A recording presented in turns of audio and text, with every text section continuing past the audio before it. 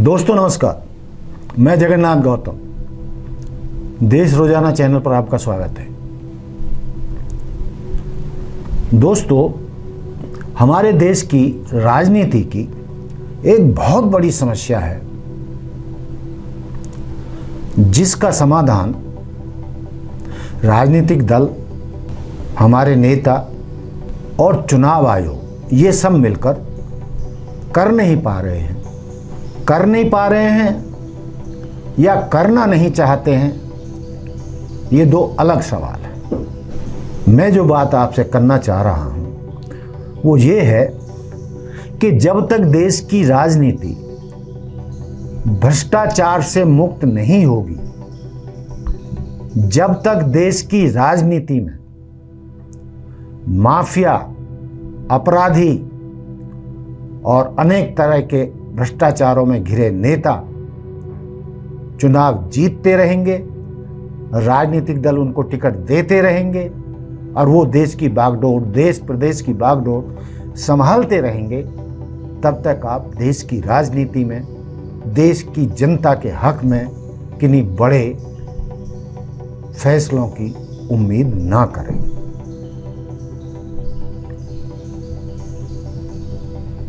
मुझे समझ में नहीं आता कि 10 साल पहले जिस तरीके के भ्रष्टाचार से मुक्त देश को करने का आगाज भाजपा ने किया था और विशेषकर हमारे वर्तमान प्रधानमंत्री मोदी जी ने कि हम राजनीति से भ्रष्टाचार खत्म कर देंगे, भ्रष्टाचार मुक्त कर देंगे, अपराध मुक्त कर देंगे, लेकिन लगता ऐसा है कि कोई दिल से देश की राजनीति को साफ सुथरी करना नहीं चाहता। और जब तक आपराधिक प्रवृत्ति के लोग, माफिया लोग, भ्रष्टाचारी लोग, 2 नंबर के अमीर लोगों का राजनीति पर कब्जा रहेगा, तो आप ये मानकर चलें कि देश की जनता के हक में, देश के विकास के हक में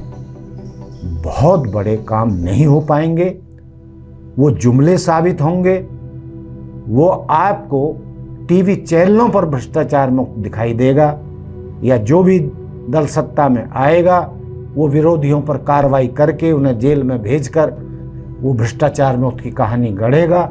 लेकिन ये सब बातें राजनीति से प्रेरित हैं और देश की जनता के मन में ये बहुत बड़ी टीस है कि चुनाव आयोग, केंद्र की सत्ता और सभी विपक्षी दल इस समस्या से मुक्ति क्यों नहीं चाहते, इससे क्यों नहीं बाहर निकलना चाहते, उनकी आखिर मजबूरी है क्या।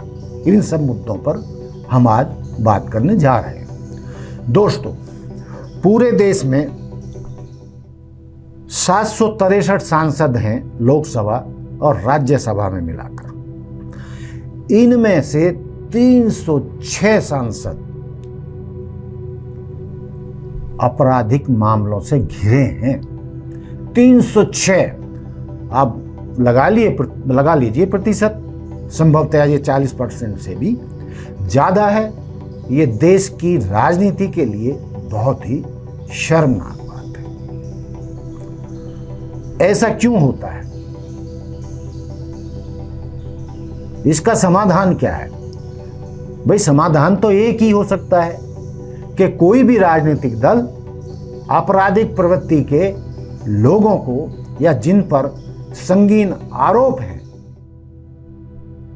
उनको टिकट ना दे, माफियाओं को टिकट ना दे, जो भ्रष्टाचार में लिप्त लोग हैं उनको टिकट ना दे। लेकिन होता इसके उलट है और उसका सबूत मैंने आपको बताया कि 763 सांसदों में से 306 के खिलाफ आपराधिक मामले दर्ज हैं, जिनमें से कईयों के खिलाफ तो बहुत भयंकर मामले हैं। इनमें से 194 सांसदों के खिलाफ हत्या और महिलाओं के साथ अत्याचार और रेप आदि के मामले हैं। तो इन स्थितियों में क्या राजनीति हमारी भ्रष्टाचार मुक्त हो सकती है? कदापि नहीं। चूंकि कोई भी राजनीतिक दल किसी भी बेहतरीन छवि के इंसान को, किसी देशभक्त को, किसी शिक्षित व्यक्ति को जिसकी समाज में बहुत अच्छी छवि हो, उस लिहाज से उन्हें टिकट नहीं देता।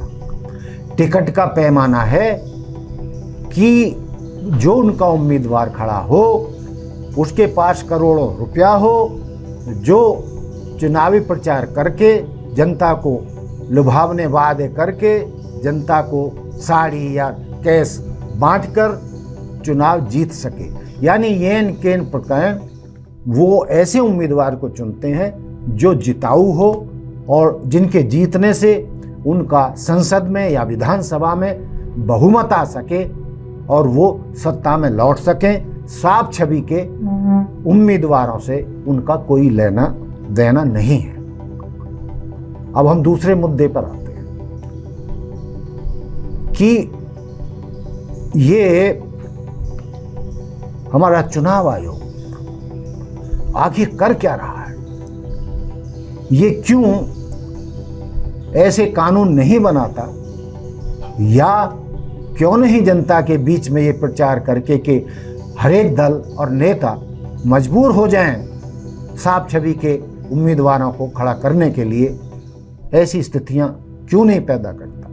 देश की राजनीति में ऐसी स्थितियां क्यों नहीं पैदा की जा सकती कि जो आम आदमी जिसके पास बहुत बढ़िया चरित्र तो है, बहुत अच्छी शिक्षा तो है, वो बहुत अच्छा समाज सेवक तो है, यानी सब अच्छी खूबियां हैं, लेकिन उसके पास करोड़ों रुपए नहीं है, उसके पास मीडिया को मैनेज करने के लिए पैसे नहीं, उसके पास मनी माफिया मीडिया ये कह सकते हैं आप, उन सबको मैनेज करने के लिए पैसा नहीं है। और वो पैसा किसके पास होता है? 2 नंबर के अमीरों के पास, माफियाओं के पास, भ्रष्टाचारियों के पास, 2 नंबर के अमीरों के पास। तो देश की जनता को आप कब तक बेवकूफ बनाओगे? ये एलिगेशन किसी एक पार्टी पर नहीं है, ये स्थिति लगभग सभी दलों की है। कोई भी दल इस पर ईमानदारी से काम नहीं करना चाहता। और मैं जो पैसे वाली जो बात बता रहा हूं, ये और जनता जानना चाहती है कि जो उम्मीदवार चुनाव लड़ता है, एमएलए का चुनाव जीतता है या सांसद का चुनाव जीतता है या चुनाव जीतने के बाद मंत्री बनता है, तो उससे पहले उसके परिवार की, उसके करीबी लोगों की आर्थिक स्थिति क्या होती है, और चुनाव जीतने के बाद 5-10 साल मंत्री रहने के बाद, 5-10 साल एमएलए एमपी रहने के बाद उसकी कितनी संपत्ति प्रत्यक्ष और अप्रत्यक्ष रूप से जमा हो जाती है, उसको भी परखने का कोई पैमाना होना चाहिए। वरना ये ऐसे ही आपराधिक प्रवृत्ति के लोग राजनीति पर कब्जा करेंगे।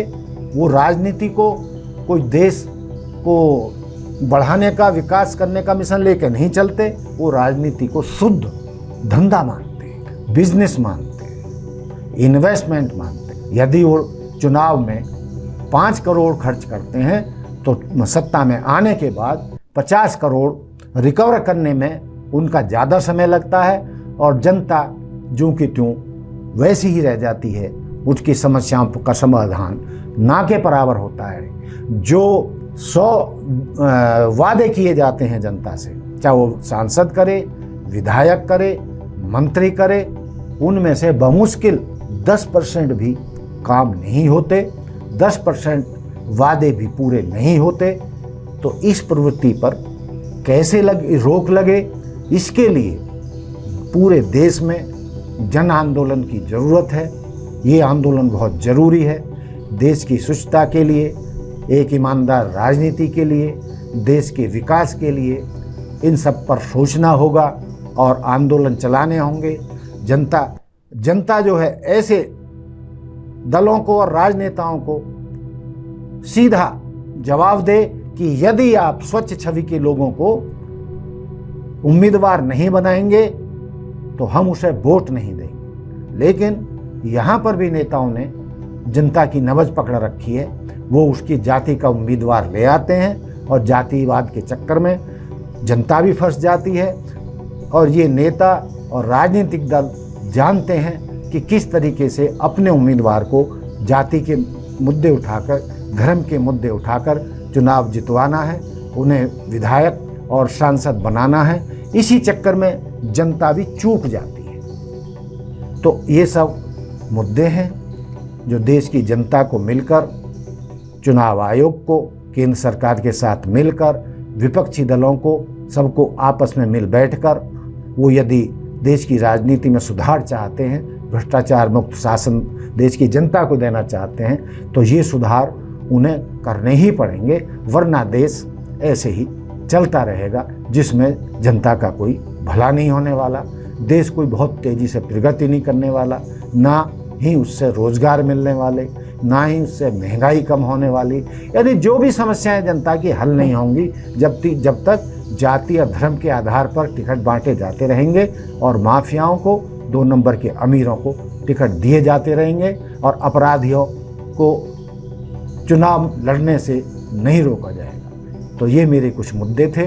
चूँकि आने वाले दिनों में कई विधानसभाओं के चुनाव हैं और 7-8 महीने बाद लोकसभा के भी चुनाव हैं, तो देश की जनता को भी चिंतन मनन करना चाहिए और अपने अपने नेताओं को इसके लिए उन्हें दबाव डालना चाहिए कि आप साफ सुथरी छवि के नेताओं को ही अपना उम्मीदवार बनाएं और राजनीति को भ्रष्टाचार मुक्त करें। तो ये थी मेरी आज की बात। आपको कैसी लगी मुझे कमेंट्स करके बता सकते हैं। इसी के साथ जय हिंद, जय भारत, जय संविधान, नमस्कार।